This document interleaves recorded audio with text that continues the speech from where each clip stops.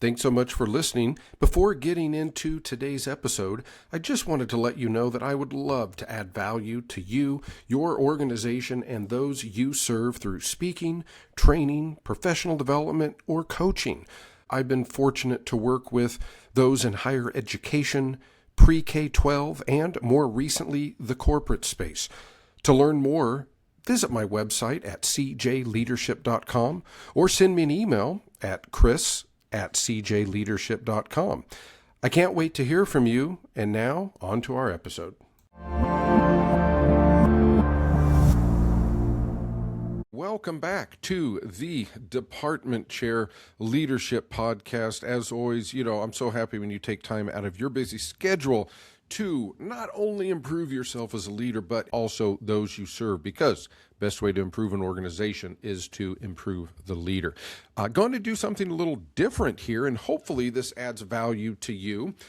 Don't have any guests, but I do have some great ones lined up, so keep an eye out for those. I wanted to share some reflections that I have, and a few reasons why, but the title of this podcast is Top 10 Lessons I've Learned About Leadership in the 10 years that I have been in a formalized role. Now, if you're familiar with my podcast, my other work, you understand that leadership is not just about a title, and most of us, if we are in a position where we can influence other humans, we essentially are leaders. But there is a marked difference when you get into that official leadership role or titled role. And I've been in that role now for 10 years. I currently serve as a chair of an academic department.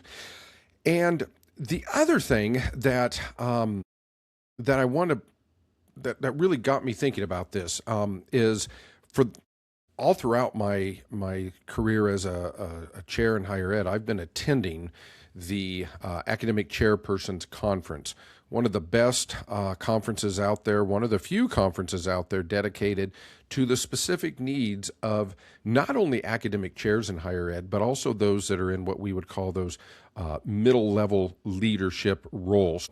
If you are in higher education and you serve as a chair, assistant chair, a coordinator, a director, an assistant or associate provost, if you are a dean or provost, you might want to send a team. But already want you to start thinking about this. February 3rd through 5th, 2027 in Atlanta, Georgia, on the wonderful Georgia Tech campus, their convention center, their hotel.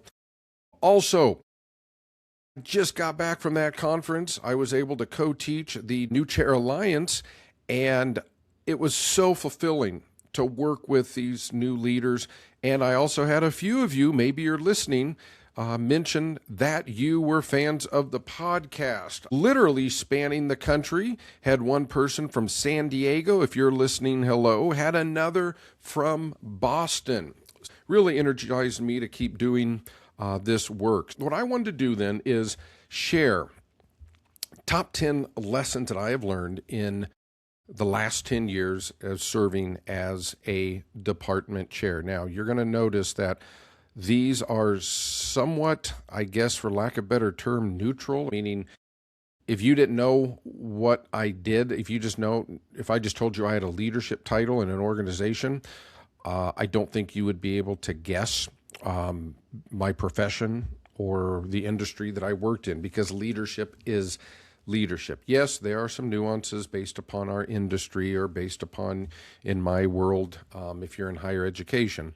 But by and large, leadership is leadership, and we need to focus on that. So here we go.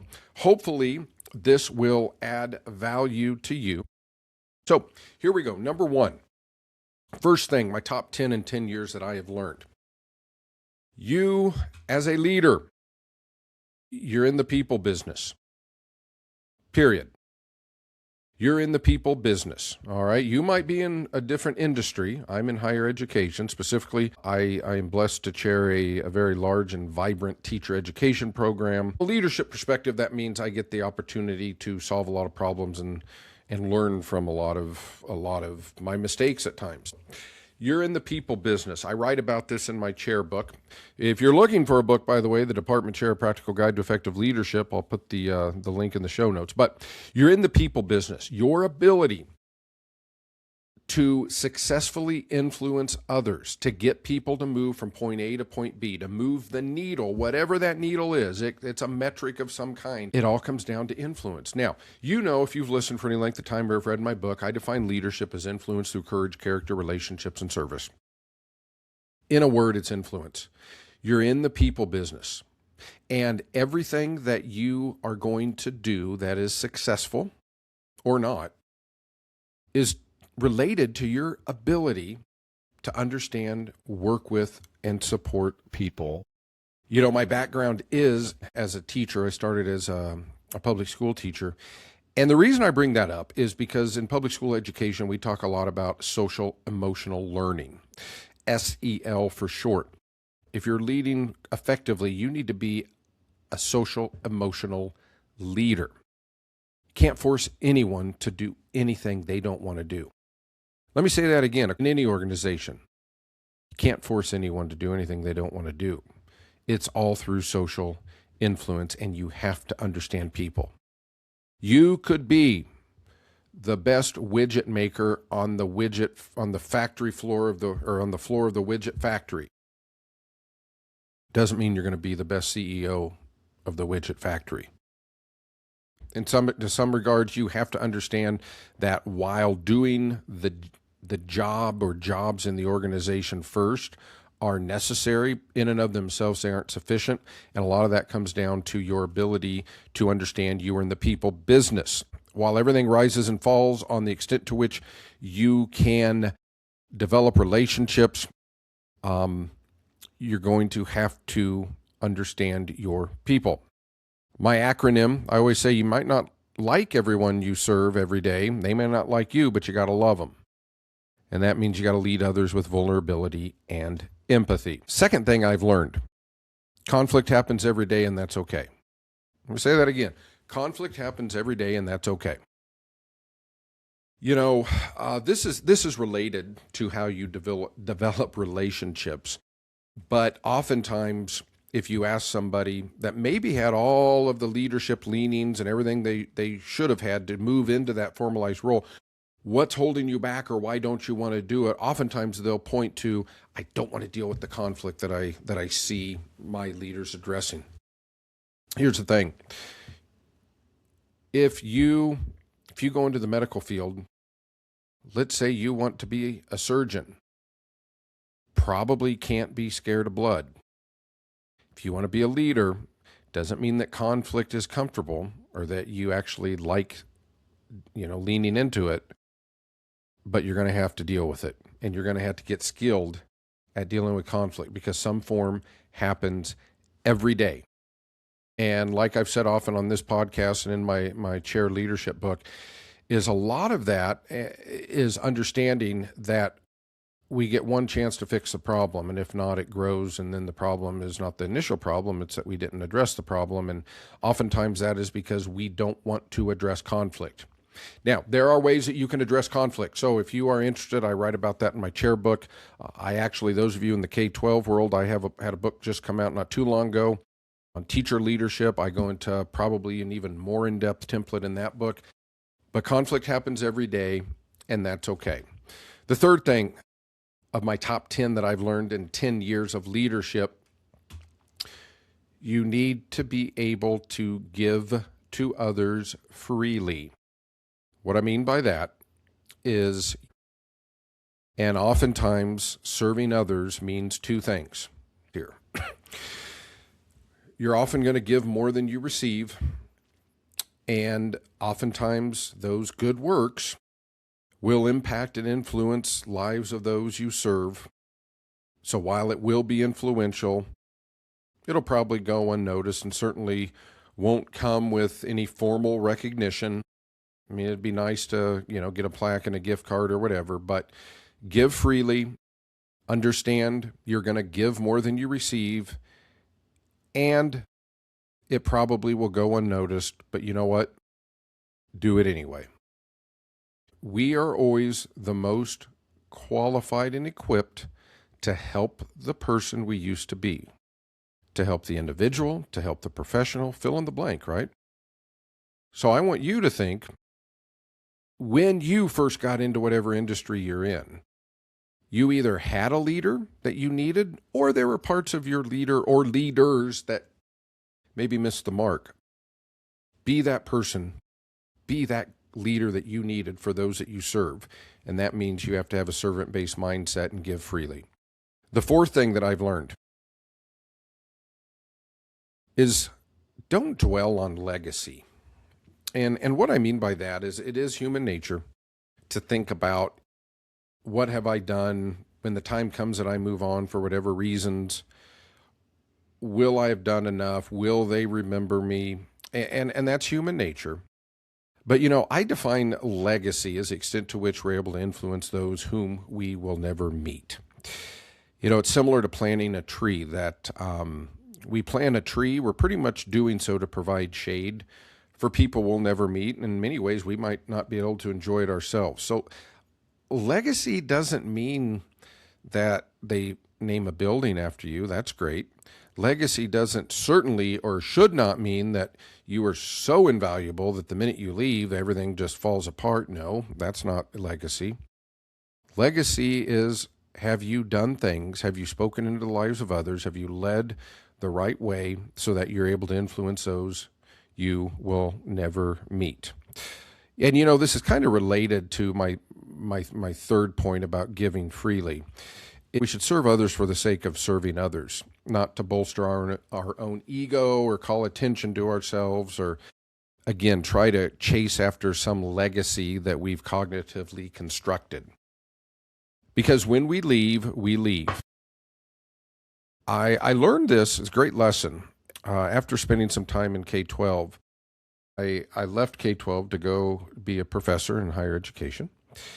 And that was a few years ago. So at that time, I left my email with students saying, hey, if I can ever be, if you need a job reference, whatever, need me to write a letter for you to get into college, reach out. And I'll never forget the first day of school in the school that I left. So it was the first day of school that I wasn't there.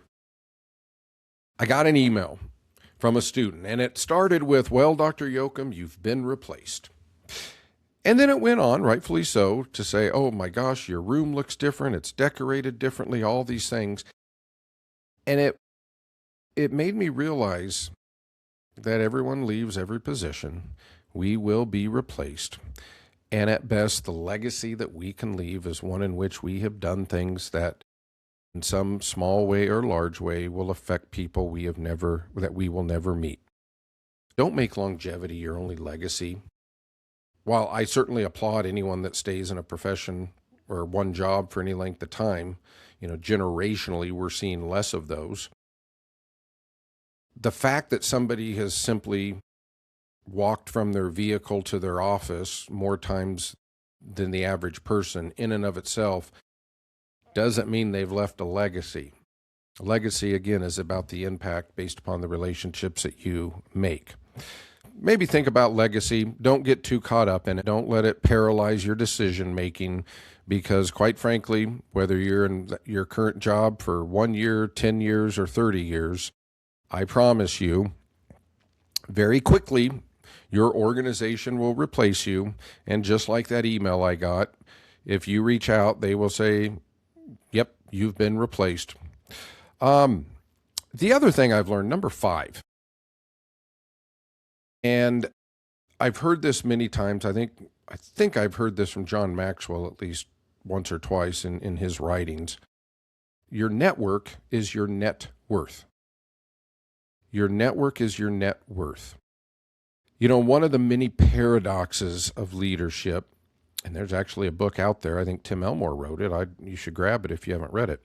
But one of the many paradoxes of leadership is that while it can be quote unquote lonely at the top, just like my mom used to tell me when I was young and I would say I was bored, and she would say, well, then find something to do. Yes, at times, making unpopular decisions, enforcing policies, carrying privileged or confidential information, or Even disappointing those you care about can be isolating and lonely. If you are feeling lonely, i.e., I don't have anything to do, our equivalent as leaders of finding something is reach out. Reach out. Who is in your network? Those of us of a certain generation will understand the reference of who's in your Rolodex. If that doesn't make sense to you, literally, who is in your phone? Who can you call? Who can you text? And this is why we need to make sure as leaders you are always growing this network. We are all the CEO of our life's board of directors. We get to appoint whoever we want. Some of those people we know, and I'd encourage you, you might already know them, or you know what, reach out. Reach out, send them a note. Hey, really admire your work. I wonder if, you give me 10 minutes on the phone. And then some, they might be authors we read, podcasts we listen to. We might not know them personally, but you know what? We can still appoint them because we learn from them. Again, whatever you can do to grow your network is going to increase your net worth as a leader, because it can be isolating, i.e. lonely at times. But when you feel that, find something to do. Reach out to somebody. The other thing on that is pay it forward. Part of a good leader is you should be mentoring. So you should also be thinking of, in whom am I building capacity, and might they be willing to elect me to their personal board of directors? Number 6, top 10 things I learned in 10 years of leadership. This one's pretty short. Some things never get easier, but you will get better. Some things that you have to do that are part of serving others, that are the definition of courageous leadership, meaning being uncomfortable in the service of others, it doesn't get easier. But just know, while it never gets easier, you will get better at it. And that's difficult conversations. Maybe you're in a position or a leadership role where more than average you have to dismiss people or, put them on improvement plans. It's tough. If you're a human, it's tough. But you will get better. I always say, you watch the best professional athletes in the world, they're still going to sweat. They're still going to sweat. They have to work at it. It's still hard work, but you know what? They're better at it than most, probably because they've gotten more reps in their lifetime. So that's number 6. Number 7, real simple truth, and this can be applied to a lot of things, but certainly in formalized leadership. The job is hard because it's hard. It's a hard job because it's hard. Right? Sometimes, and I'm not saying that to gaslight you, but sometimes you just have to understand that the reason that you're feeling a little anxious, maybe a little stressed, is that the job is hard because you signed up for a hard job. 8 of the top 10 things I learned in 10 years of leadership. Culture, climate, and core values are important. 2 things happen when you walk into any culture or climate. You either affect or infect it, whether you mean to or not. I distinguish culture and climate. Some people just say culture, and that's fine. But to me, culture is more of the what and the how, more of what we know. So in my world, if I were to go and do the same job at another institution, there's a lot of things I wouldn't have to learn, because colleges have credit hours, they have departments, they have promotion and tenure guidelines. I'm sure your profession, if you're not in higher ed, is similar. But then there's the climate, and the climate is specific to the organization, the unit, or the department that we're in. That is not only how does it feel to work there on a daily basis, but why are those behaviors either allowed or not allowed? So you have to be a culture curator, culture and climate curator as a leader. Don't underestimate it, because whether you mean to or not, you're going to affect or infect. If you're intentional about it, it'll be for the better. The other thing, and I know sometimes this really kind of has gotten a bad rap, But Simon Sinek was onto something when he told us we need to know our why. If you don't know why you're in a leadership position, I would encourage you, I write about it in my book and walk you through a way to identify your professional mission statement. You need to have that as your North Star. Because on the good days, on the fun days, we don't remind ourselves why we're doing the job. It's the hard days that we have to know why. Also, we make decisions, oftentimes with very little time, oftentimes that most people don't know about, that if you don't have that mission and those core values as an individual, it's going to be very hard. Real quick, there are many reasons that we should want to lead others. Real quick though, and I've talked about these before, just going to go over them. Here's my foolish four reasons why you should never pursue formalized leadership. First of all, no one else wanted the job, including you. Money. You thought, the pay raise would be nice. Listen, we don't earn our money on the easy days. We earn it on the hard days. Power and control, thinking, I'll finally get my way. Power and control is a myth. If you can't influence without the title's not going to help. In many ways, it'll actually make you more susceptible to the undesirable effects of trying to control people. And then the fourth one is entitlement. Nobody's necessarily due. You got to pay your dues. All right. A formalized leadership role should not be a pre-retirement gift or, as I said before, it's my legacy because I've been here the longest. Not necessarily. You're going into a different gig. The ninth one. Two words that are very important that I've learned as a leader. One, and this comes from the influence of Brené Brown, if you haven't read her work or watched her videos do it, is you've got to be vulnerable. In a word, that's a leader superpower. You got to be vulnerable. Admit your mistakes, whether, people that we lead are going to know our mistakes, our shortcomings, whether we admit it or not. So you might as well lean into it and admit it. And then the other word for my ninth thing is two words. It's vulnerability, and the other one is intentionality. We are intentional about everything we do, whether we mean to or not. Yeah, I said that. Sounds like something Yogi Berra would have said, right? But again, we are intentional about everything we do, whether we mean to or not. Just like with culture climate, we affect or infect. Everything we do is intentional. If we don't pay attention, then we're being intentional about ignoring something. The adage where if we really want to improve something, we should measure it. You really want to affect something, be intentional about, just be intentional about it, whether it's a metric, whether it's, developing relationships. Vulnerability and intentionality matter. And then number 10, the last one, is formalized leadership role, certainly in my world. It could very well be the hardest job you will ever love. I said before, leadership's full of paradoxes. Two things can be true at once. That's one of my relational realities of leadership. In fact, I have heard in my profession, I have heard college presidents one time at the academic chairperson's conference. We had a panel discussion. This is probably, 7, 8 years ago. And there were 3 or 4 college presidents that were from the area. I forget where it was held. And to a person, they all said, I enjoyed being a department chair, but it was probably the hardest leadership job I've had. But nonetheless, they said, but yet it was one of the most fulfilling. So I think that's true at a lot of levels of leadership, not just in higher ed, but at a lot of levels. You could say if you're doing it for the right reasons, it's probably a little more challenging than the job you left it for. But you know what? It was also probably a little more rewarding.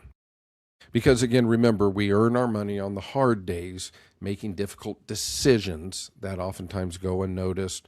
We're unfairly criticized, but you know what? At the end of the day, if you're doing it for the right reasons, aligned with your personal and organizational core values, knowing why you do it, it is worth it.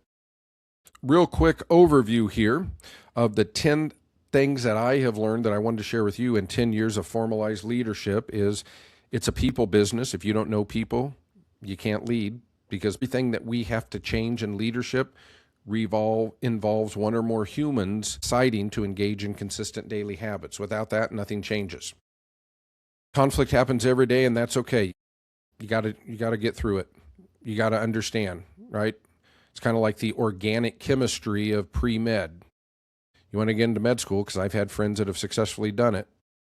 Got to take organic chem. And I know there are other classes, but because my friends that are physicians have told me that that's one of the things that might scare people away. Conflict happens every day. If you want to serve, if you want to make it to your end goal of being a leader, a titled leader especially, you're going to have to deal with conflict.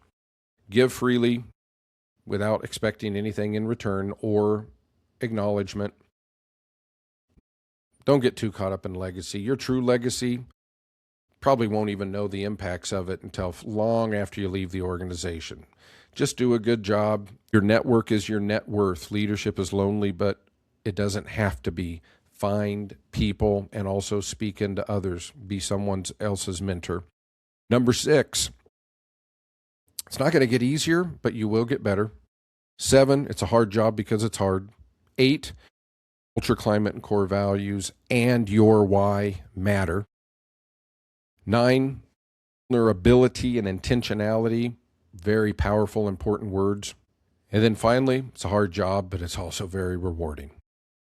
I hope that has added value to you and those you serve. As that brings us to the end of today's podcast. Hopefully you enjoyed my top 10 in 10 years. Let me know if you or anyone in your network is looking for any type of leadership, coaching, training, speaking, or development. You can go to my website at cjleadership.com. Thank you for joining us, and I will see you next time.